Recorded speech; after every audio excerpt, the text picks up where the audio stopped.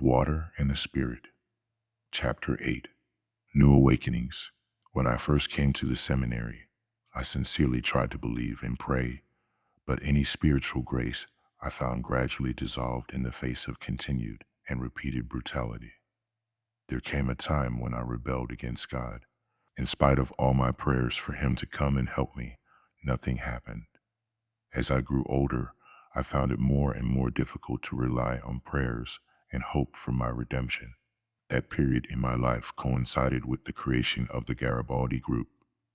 Not only did we spend our time figuring out ways to attain enlightenment through breaking the rules, but we were also determined to prove ourselves in class as exceptional students. Consequently, my last 3 years in the seminary were devoted to the cultivation of dissidence, ego, and intellectual pursuits. I managed to do well in most of my subjects, but I was only so-so in science and poor in math.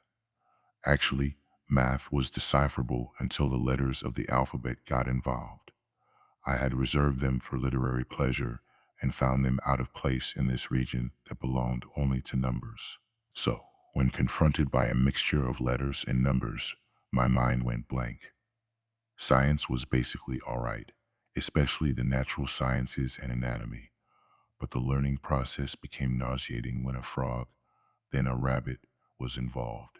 Supposedly, these poor animals were being ripped open for our scientific education, but I could only feel their pain. My psyche shut down, and with it, every interest I ever had for anatomy. I enjoyed all my other subjects, especially reading and writing. Writing was cathartic. Through it, I escaped from the reality of institutionalized life into a world in which I seemed to have the power to regulate things. One day, we were asked to write a story, any story in which someone would occupy a position of authority and be a symbol for others to follow. The paper was due in a week. That night, something strange happened to me. It was after lights out, and I was walking around in the dark near the dormitory like a good Garibaldi, waiting for my fellows and enjoying my solitude. Suddenly, a few yards from me, I saw an old black man dragging a white priest by the hair. As he came closer, I thought I recognized grandfather. Am I dreaming? I felt a chill of apprehension, and my whole body broke out in a sweat. Grandfather dropped the white priest and walked closer, beckoning me to come to him. He was talking to me, even though I could not hear him. My petrified body could not move. Grandfather beckoned more urgently. I desperately wanted to go to him, but couldn't. Seeming disappointed in me, he began walking toward me, and when he was a few feet away, I realized it was not grandfather, but Robert. "What's the matter with you, Patrice? I asked you to come here, and you stand there like a dummy." I did not know what to say. I was confused. Why did I think that Robert was my grandfather? "What was that you were dragging?" I inquired, eager to know what I had seen. "A bench from the forum for us to sit on. It's still there where I left it. Would you tell me what's the matter with you? You look like you've seen a ghost." "You bet I have. I didn't expect to see you coming from that direction. Why did you go to the forum to steal a bench? We don't need a bench to sit on." "Why not? We always stand up for hours. I thought tonight we could sit down for a change.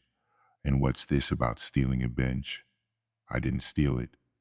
I was planning to take it back when we're done with it. Is there something wrong with you?" "Never mind," I said, letting the subject drop. I was afraid to tell Robert that I thought I had seen grandfather. That night, I couldn't stop thinking about him, nor could I dismiss what I had seen. It had seemed so real. Yet how could I prove that I had seen grandfather while wide awake? For days to come, grandfather crowded my conscious life. So, when given the assignment to write a piece about a figure of authority, I wrote a play about him. In it, I depicted him as a person who possessed supernatural powers that he used to protect his community. I resurrected him into a story in which he led the whole tribe to victory against the colonial oppressor. I invented graphic details about how he personally fought the leader of the colonial army in a duel, and spared his life in the end on the condition that he go away and never return to the area. I even had the French general kneel down and pray to my grandfather to spare his life and declare that the French ideology he lived by was wrong. Finally, I had the general ask grandfather's permission to study with him and learn the wisdom of the tribe. As the play ended, grandfather and the French general were initiating a new era in which tribal wisdom was taught to white people and nothing else. I had been in trouble with Father Joe in the past with this kind of subject, and I was smart enough to know that writing the play was an explicit invitation to more trouble. But some evil was working in me, and I could not help it. I never knew why, but I took my chances. The war I was depicting was not against any religious authority, and I thought that would help, just in case I had to defend myself ideologically. The fascination that drew me into writing this play was deeper than I can explain. Everything in my logical mind said I was begging for a serious beating. My deep self refused to admit it and won. Father Joe, our black African priest, read the play and at first did not have anything to say. I believe he experienced a melange of fear and amazement at what I was able to do. Something told me that his deeply buried roots were shaken and his identity temporarily confused. Miraculously, Father Superior selected the play for performance at Nancy's anniversary celebration. I chose to play grandfather. The rest of the cast consisted of members of the Garibaldi group. The rehearsals promised that the play would be great. The night of the performance, I dressed the way I remembered the elders being dressed. There was no way to recreate their formal outfits with the materials on hand and the limits of my childhood memories, but with a high level of motivation, much that was missing was reconstructed. That night, the whole novitiate was invited. Visitors even came from outside of the institution, and there were more priests present than I had ever seen together in one place. There were also high local and national authorities. The play began. From the stage, it was impossible to see the audience with clarity. As I played grandfather, I felt an inexpressible sensation surge through me. I was not acting but being. I was not Patrice, conscious of a role being played, trying to make an audience believe in a clever illusion. Instead, I felt a true merger between my person and a spirit, and it felt as though I had come home. This force moved my whole being into a timeless place in which I sensed the possibility of being captured by the soul of another. I was coming into life through my own creative work. God did not exist. I was restoring the old wisdom of the ancestors. The play ended. A roar came from the audience, mostly from the students who, for a little while, had been reconnected with their roots. They were responding freely to how they felt, but the response of the priests was quiet, reserved, even confused. It seemed as if they clapped their hands because none of them could guess quite clearly what the others were thinking. They stole quick glances at one another while they applauded. In the dressing room, Robert observed, "Expect to meet Zeus before sunset tomorrow." I don't know, but I have a feeling that they got something a little more controversial than they bargained on. What do you mean? Didn't you watch them at the end of the play? Sure, I did. But why should I believe the worst just because someone's face didn't light up or someone doesn't know how to clap his hands? Because that face has the power to frame your fate. And I have the obligation to do what I am asked to do to the best of my ability. Your best may be too good to be seen as best. But look, I didn't mind your play at all. I think it was very Garibaldi of you to do what you did. At certain moments, I had the clear feeling that you were explicitly attacking the pigs in the audience and not any vague, remote, and insubstantial colonial ghosts. I appreciated that because that is the real war we went out there to wage on stage. But now I've started another war that I can't win. Is that what you mean? I'm afraid so. I fear that you may have tipped off these people too explicitly. Now they will know where to look for us. But hell, the worst that can happen is that we will all be expelled from this place, never to return. The next morning, I was called into Father Superior's office. Having a private visit with Zeus was like having a visit with thunder and lightning. When I entered, he was browsing through a row of books on a shelf. I sat down and took a look at the man beside the bookshelf. Inside his ample robe, he was slim and tall. His almost lipless face was as stiff as if it had been carved out of a rock, waiting to be given some kind of life. His eyes were too deeply recessed to be seen. I decided I was not going to let myself be pulverized without some resistance. Father Superior finally stopped pretending to look at his books and turned toward me. "What were you thinking about last night while up on that stage?" "I was asked to do a job, and I was busy trying to do it well." "That's not what I asked you." "What did you say?" "In this office, I ask the questions, and you answer." "Yes, Father." "Now, what were you thinking about last night?" "Nothing, Father." "What is this ancestral nonsense about?" "I don't know, Father." "Why did you write it?" "I was asked to write, Father." "And you chose to write about paganism." "Listen, we can't tolerate any suggestion that we are here to encourage anyone to remain in ignorance and disease. You came close to creating a scandal last night. Do you realize that?" He remained thoughtful for a while, his face so puckered with frowning that he looked older than his half-century. Then, for a moment, his face lightened a little. "Did you have a grandfather?" "I think so, Father. He died shortly before I was taken away." "You mean your vocation began after his death? Were you close to your grandfather?" "Very close, Father." "Was it him you were trying to play?"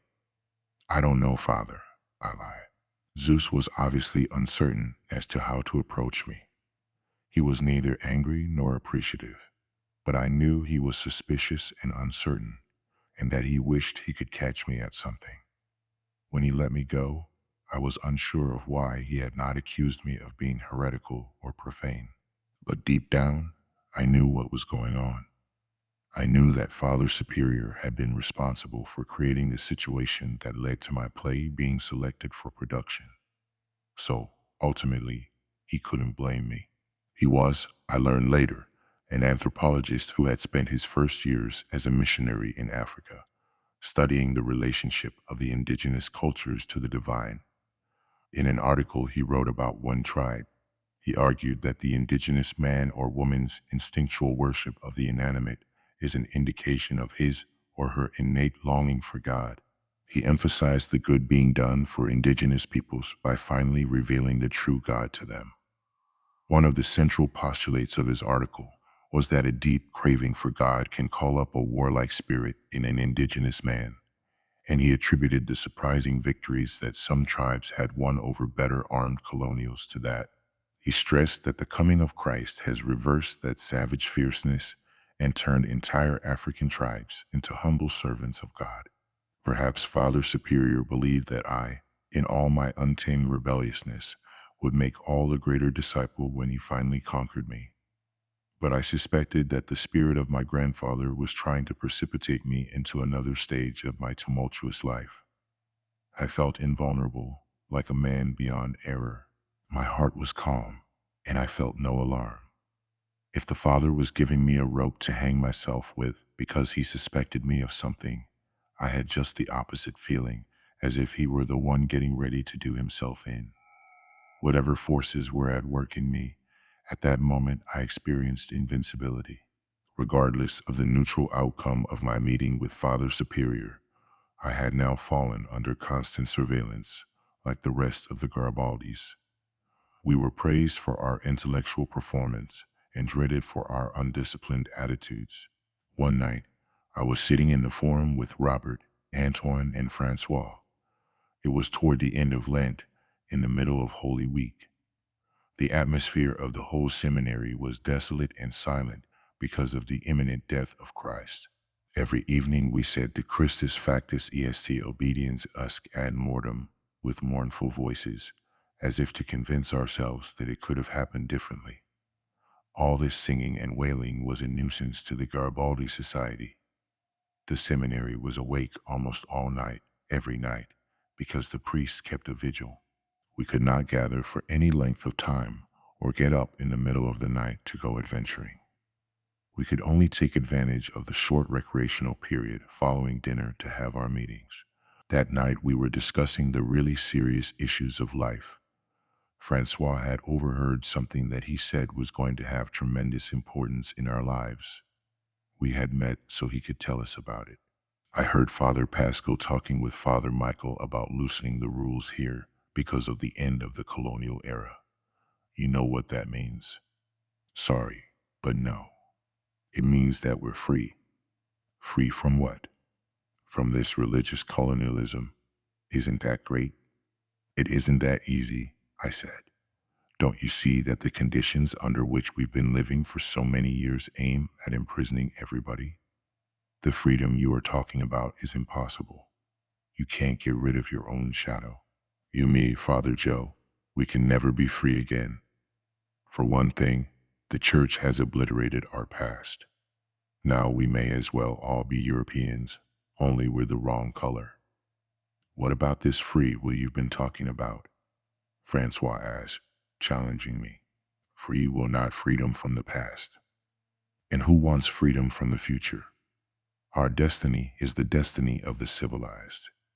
In an independent country, we will get the biggest slice of the pie because we know how to play the game. Independent meaning what? I asked. Meaning no more references to the ancestors. It means that the literate get all the recognition. This kind of independence has tremendous implications for us. Francois, are you going to become a priest? I asked him. You know damn well that we're not supposed to speak about priesthood and colonialism openly. Just whose side are you on? My question is very clear. Patrice, don't be a pain. Suddenly, from out of the blue, Robert jumped into the conversation, taking it far away from anything like what we were speaking about. And as for the necessity of bringing light into the darkness, in fact, the life of the Father, we all understood. Was it too late for us to change the subject? There, a few feet away and coming toward us, was Father Superior. Sharing spiritual matters, boys? No, Father, I said. Yes, Father, Robert said. No, that is. I wanted to correct the impression I had made, but I wasn't doing a very good job. Francois took over. Yes, Father Superior, that is, we were all appalled and deeply overwhelmed by the idea of death associated with Christ. This high moment is always suggestive of that awesome event that obliterated history. I mean, just think about it, a God killed by men. I was expressing my thoughts about the matter when you arrived. Leave that mystery for tomorrow. Now it's bedtime. Thank you, Father, Francois responded with sincerity. That year, on high holy days like this, the nuns and female students at the novitiate were going to join us for the Resurrection Mass. The novitiate was a mile or so from the seminary, in a world of its own, a zone we were forbidden to even think about. We knew that in that place there were girls whose fate was exactly like our own, but we hadn't seen them until now. The rules were really loosening. When the news broke, it stirred sentiments of wonder and awe within us. We were going to see real women. We wondered where they were going to sit in the chapel. Everyone wanted to be able to gaze at them. Going to Mass suddenly became something that we had to prepare for seriously. We got ready to go to the church the way you do for a date. Weren't we going to meet girls? And the Garibaldis made it a rule to look impeccable. We were warned not to speak to the girls or to shake hands with them. But in our imaginations, all of that was going to happen, and much, much more. The girls were our age, pretty looking, but lamentably shy. They walked into the chapel, herded together, bewildered and encircled by uniformed nuns. We waited outside as they entered and took their seats upstairs. They are going to see us from the back, and we aren't going to get a look at any of them, Robert said, disappointed. Don't worry, they'll have to come down from there to go to the communion rail, I said. Then we'll get a good look. Nonetheless, We felt cheated. The resurrection mass was intense. We sang with our best voices. Each of us assumed that his princess was watching him from behind, taking note of every subtle movement. Even though we did not know anything specific about the princesses, we trusted that they were all beautiful beyond our wildest dreams. At communion time, as anticipated, they came down from the balcony and walked, one close behind the other, to the rail. We watched them. The priests at the altar watched us. Mentally, we took our pick, deciding which girl had taken notice of us during the Mass. At the end of the service, the girls exited first, packed together as before. By the time it was our turn to go, they had disappeared forever. The Garibaldis were having another one of their nightly meetings. Robert was not there, and we didn't know where he had gone. He wasn't in his bed. Antoine had brought a small map of the world that he had stolen from some priest's room, probably his confessor, and we decided that we were going to locate exactly where we were on it. All I was interested in seeing was my own village. I was bitterly disappointed. There was no Upper Volta, let alone my village. Paul noticed that I was downcast and asked, "What's eating you, man?" "It's all about Europe," I said, pointing to the map. "Don't you realize all we study is Europe? Where are we anyway? I thought we were in Africa. All we get about Africa is a lot of whitewashed propaganda that tells us nothing." What if? Paul was not listening. He was lost in some world in a far corner of his own psyche. "Paul," I asked him, "do you want to be a priest?" The question woke him up. He looked around as if the trees were listening. "No." "What the hell is the matter with everyone?" I asked. "What the hell are you doing here then?" "I'm going to be a writer," Paul said, "or at least a professor. I'm going to go to Europe and study the theater Molière, Racine, Shakespeare." Paul brought out a book that I had not noticed at first because he had placed it in the dark somewhere. I did not want to ask him where he had gotten it. By now, I knew that the Garibaldis were good at removing other people's property. He showed it to me. It was a book of photographs of artists, black and white, sitting together in cafes in Paris in the late 40s. I was still shocked at the idea that Paul did not want to be a priest. "That's nauseating. Antoine, Francois, and now you. Doesn't anyone want to be a priest?" "No? So? You're all hypocrites." "I don't have a choice," Paul said angrily. "I can go mad and become a priest, or I can stay sane and nourish my own dream. You're the one who is off the deep end, buddy. You're the one still willing to become a priest after all that's happened to you." "Wanting to be a priest doesn't mean wanting to be a European," I said. "I want to be a priest as much as I want to be an African. We have people we need to help. To fight a system effectively, you have to be on the inside.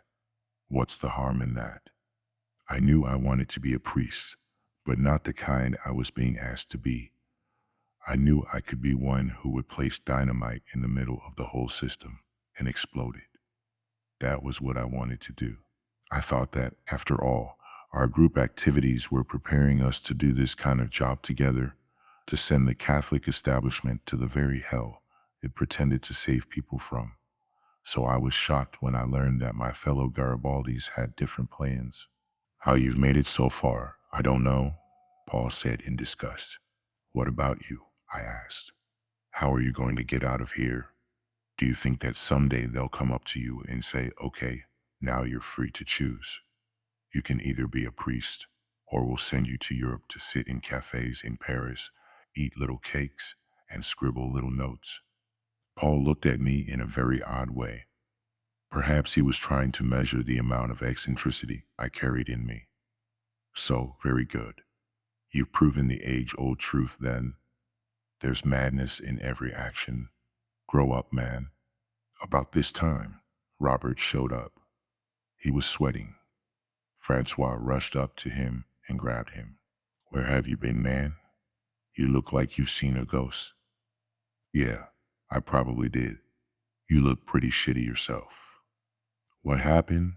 I asked, knowing that Robert had done something he wasn't supposed to. I went to see my girlfriend, and I ran into the priest in charge of the novitiate. A girlfriend? You went to the novitiate? Jesus Christ in hell. What's going to happen now? Paul was panicked. Calm down and listen. See, ever since I saw this girl on Easter Day, I couldn't sleep.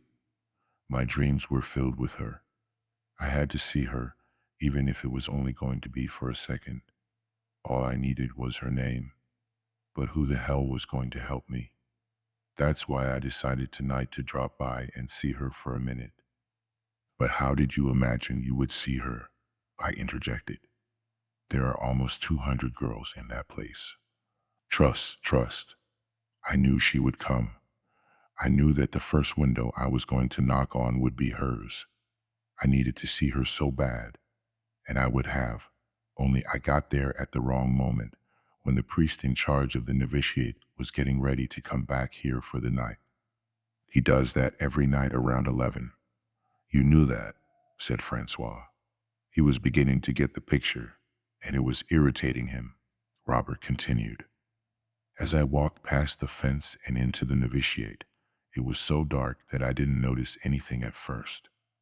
I located the girls' dorm and was just about to do the impossible when I heard the sound of urine falling onto the ground. That damn priest was pissing next to a tree. No wonder I didn't see him. Where he was, it was a lot darker. Who is it? He roared. I took 2 steps backward. I knew I had been caught, and I was thinking very fast. The priest repeated his question. I was so scared I decided I was going to run, and so I did. Suspending his relief, the man ran after me. He moved so swiftly that there was no way I could outrun him. So I stopped and turned around.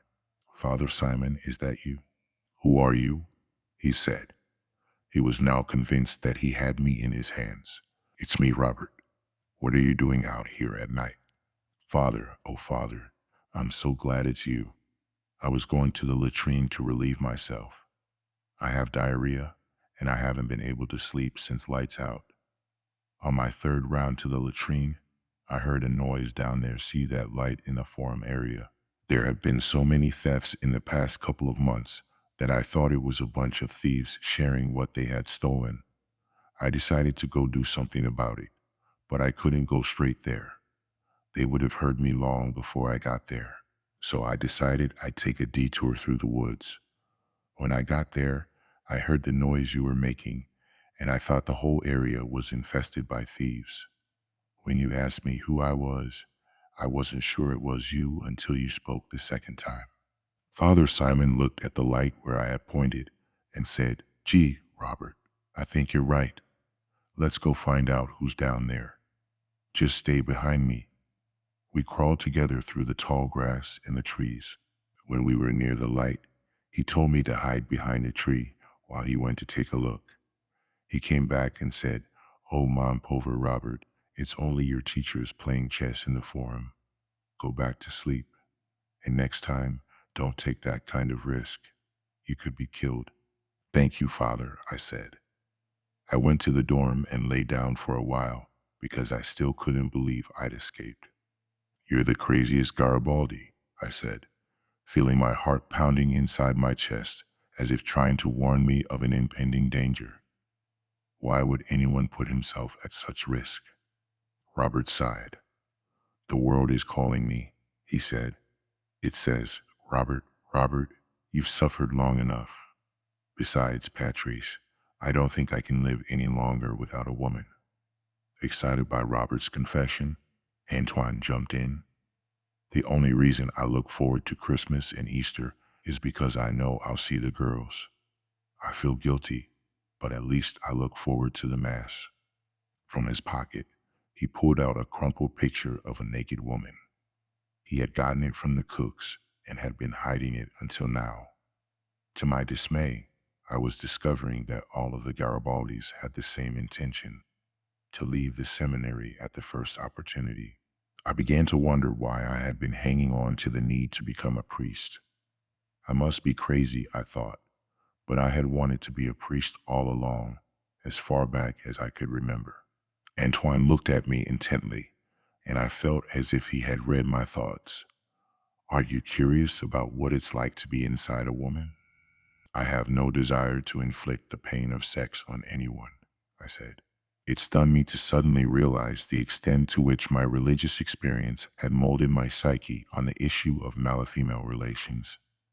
Without knowing it, I had come to see women as both attractive and repulsive.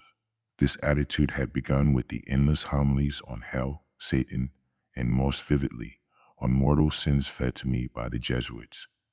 From the minute I entered my teens, I began to hear that women had the doors to hell built into their bodies. Even thinking about them could endanger our souls. I could concede that thinking about them was dangerous, in light of the events that transpired in the Garden of Eden so long ago. After all, wasn't it woman who had first tempted man to sin? I also understood that woman was born punished since her body poured blood every month, and she gave birth amid incredible pain. But why women were so cursed was as difficult for me to comprehend as their total absence from our lives. To even think sexual thoughts was to invite damnation, since we were taught that there was no difference between thoughts and deeds. In such an unbalanced context, sex was presented as a sin as wicked as suicide or murder. The specter of sexuality became a nightmare in the quiet of my spiritual life. As I traversed puberty, the topic became laden with terror. My normal hormonal disturbances seemed like the very devil invading every part of my being, and I felt like a frail leaf adrift on the shores of hell. Thus, over the last 15 years, the association of sex with death and hell had surreptitiously taken a grip on me. And to me, what Robert had done was beyond the daring of even the most insane mind. He was the most active of the Garibaldis and the most unpredictable. How he had managed to survive so many years of brainwashing on sexuality to respond to the imperative of seeing a princess in the Forbidden Land, I could never fathom. After Robert's adventure, sex became a regular topic among the Garibaldis. Once, while we were arguing in the forum during siesta, Father Michael approached us. After his skirmish several years ago with Father Superior, we had expected him to leave. Instead, his influence continued to be felt in the most flagrant way. He was known among his colleagues as the one who spied for the students and helped them break the rules. Father Michael knew what the other priests thought of him.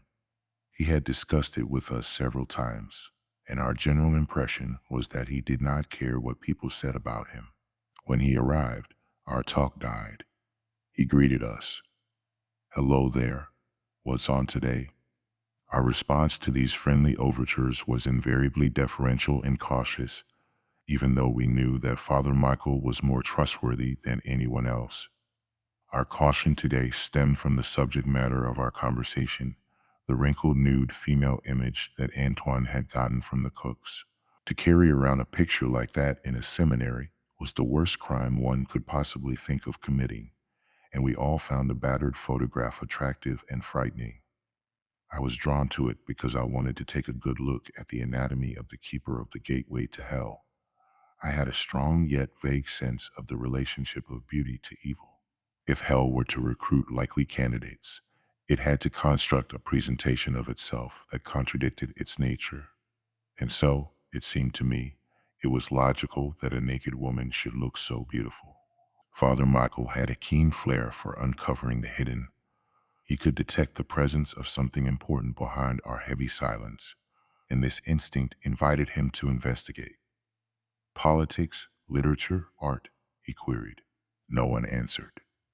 We were busy trying to act normal, while our minds were still locked onto the very subject his shrewdness was going to guide him toward: sex. This time he hit it. Antoine, who had introduced the subject in the first place with his nude photograph, jumped right in, obviously feeling responsible. We've just learned that countries in Africa are being freed." "Yes, that's true, but this isn't what you've been talking about. I'll bet it's sex, right?" "Women," capitulated Antoine. "Love," Francois corrected. I felt that I too should say something along that line to provide a general impression of unity and credibility. Father, do people really like sex? It's not always that bad, is it? Antoine asked, relieved. We were all relieved from the anxiety of being caught with our hands in the cookie jar. Father Michael undertook to give us a little sex education. It can be an act of choice, he said. It's like a supplement to the fire of love that two people maintain for each other.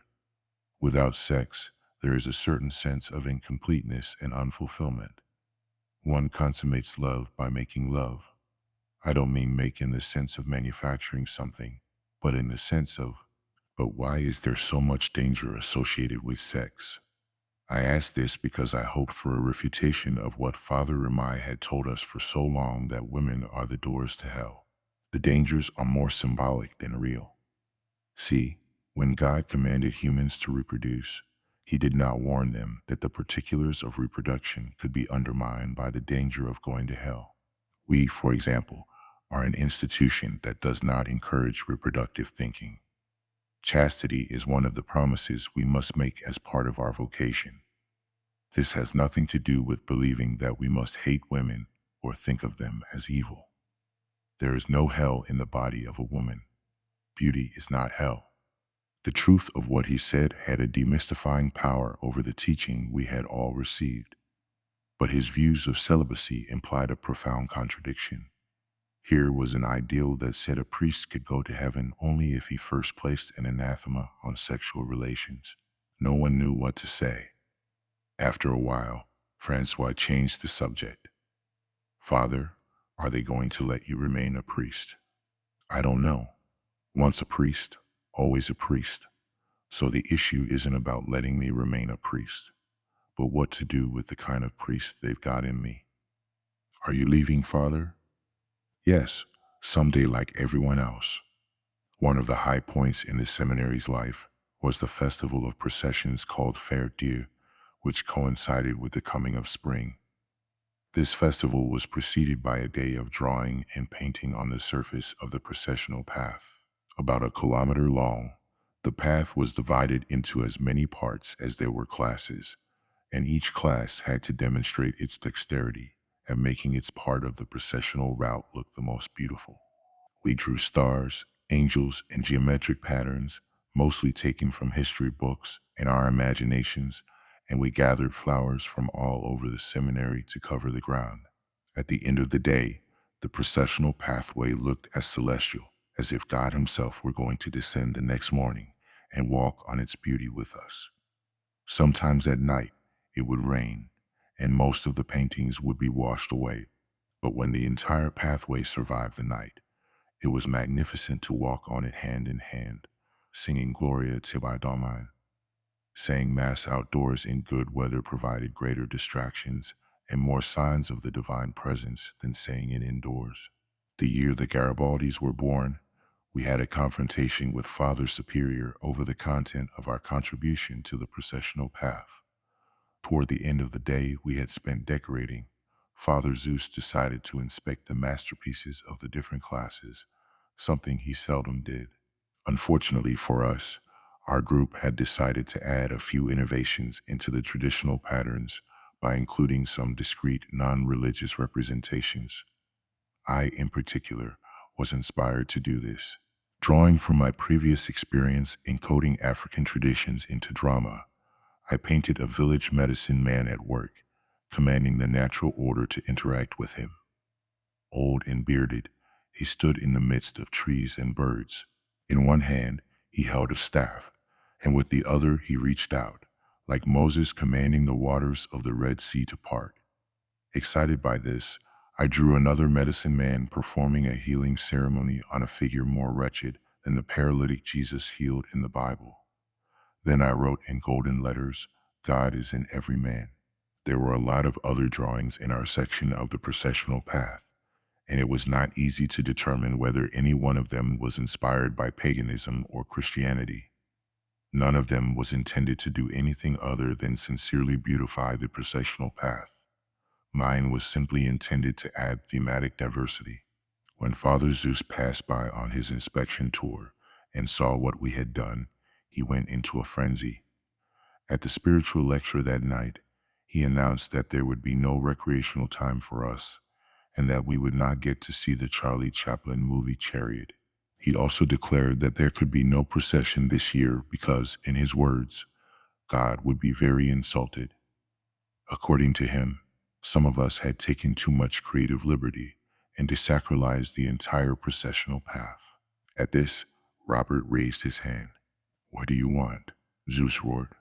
"I just want to know how to sacralize the entire processional space is because I want to see if there's a way to save it by making some minor adjustments. It's very bad, and you contributed to it. The worst part was your group's section. You really messed it up. I don't think we deserve to be punished like this.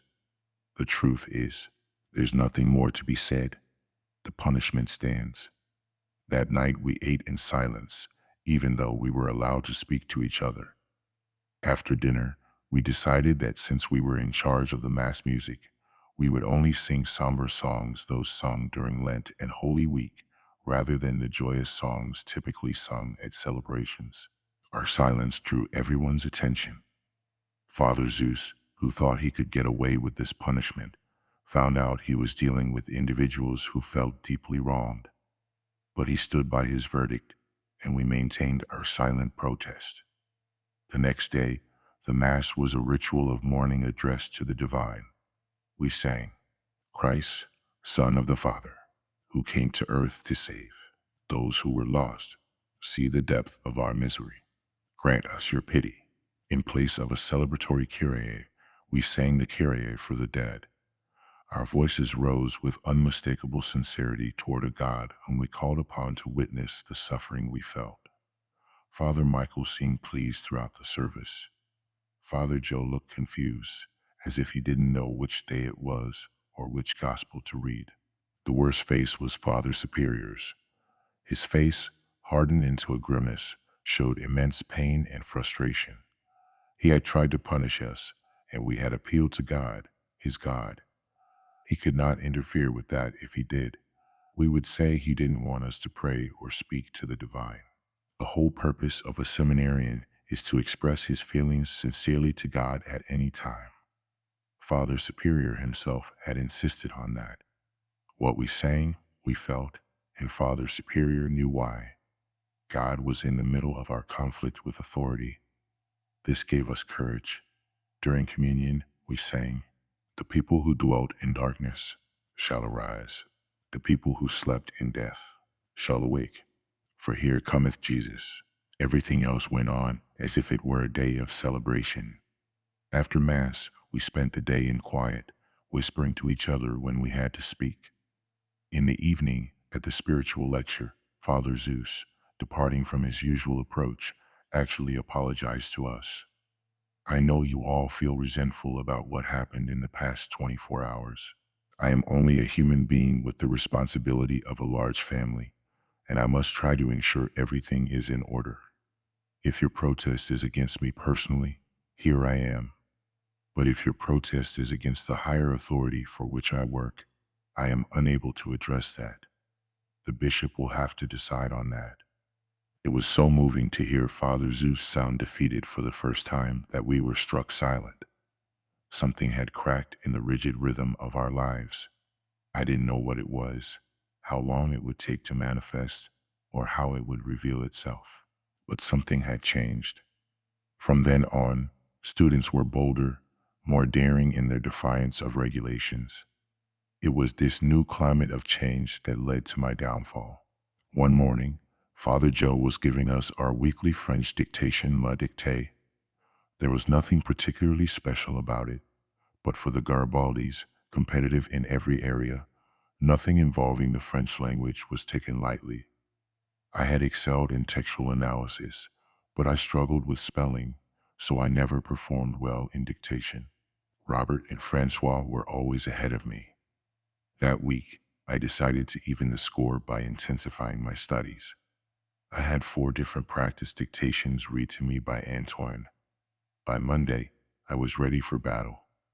Everything went well until the last 15 minutes, when we were supposed to proofread our work for misspellings and grammatical errors. Father Joe was walking up and down the aisle, glancing at our papers.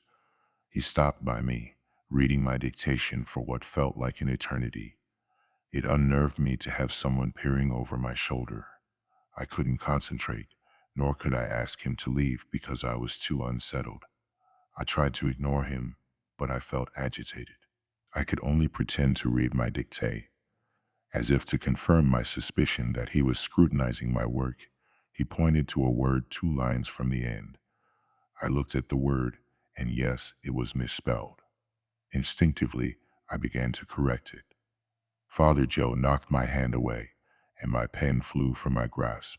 Stunned by his action, I thought someone might have accidentally pushed him. But when I looked up and met his eyes, they burned with anger and resentment. This made me even angrier. I bent down, picked up my pen, and was about to correct the misspelled word. As I tried, he knocked my hand away again. I felt deeply wronged, helpless, and alone. Why? I asked out loud. I found it. You did not. But this is correction time. It doesn't matter. You did not find the word. I did. You can't correct it. Suddenly, my mind went blank. I felt weak all over. Tears began to stream down my face. But why? I implored. Why shouldn't I verify my text like everyone else? Nobody said you couldn't. I felt I couldn't argue. Torn by a mixture of anger, weakness, shame, injustice, and God knows what else, I went numb. A big lump surged up in my throat, blocking every word. At that point, nothing that happened could atone for the injustice I felt. I grabbed the notebook and flung it to the floor, saying, "Take it then, since it has become yours." Father Joe picked up the notebook and brought it back to my desk. I pushed it away. He pushed it back. I pushed it harder. He slapped me and said, "You undisciplined brat, you fail at this exercise." I stopped breathing. I had been struck, insulted in front of the whole class. I, a 20-year-old grown-up, a member of the Garibaldi group. No one in the higher division was ever hit. That punishment had stopped once we reached the higher division. This meant I was going to be the laughingstock of the class, and probably of the entire division, until someone else took my place as the victim. Something in me switched into war mode. I shoved Father Joe, saying, "You could never dream of having a son like me. You have no right to hit me." Speaking gave me more strength and boldness. The priest stared at me, dumbfounded. I shoved him again. He slapped me hard across the face, and I saw stars twinkling in the middle of the day. Crying, I bent my head and rammed it into his belly. He let out an sound at the impact. I moved back and stood on the defensive. "I will allow no one to hit me without reason," I said, feeling stronger and stronger, as if I were avenging years and years of silent submission. Father Joe swung at me again, but I ducked. He got carried away by his own momentum and lost his balance. I took that opportunity to run to the front of the classroom. He came after me. I managed to fend off another blow, but this time he grabbed me. I resisted, and we fought. We were close to the window, and each of his movements seemed to edge us nearer to it. I managed to land a couple of blows on his ribs while he pounded my back. I grabbed his leg. As he struggled for balance, I pushed him hard. He crashed against the window, which shattered as he yelled, and he went through it backward. For a few seconds, I felt like jumping through the window to continue the battle outside, but I slowly became aware that the entire class had leaped to its feet in horror over what had happened. It was then that I realized I had made a terrible mistake. Please stay tuned for Chapter 9. Peace, blessings, and much love to you all.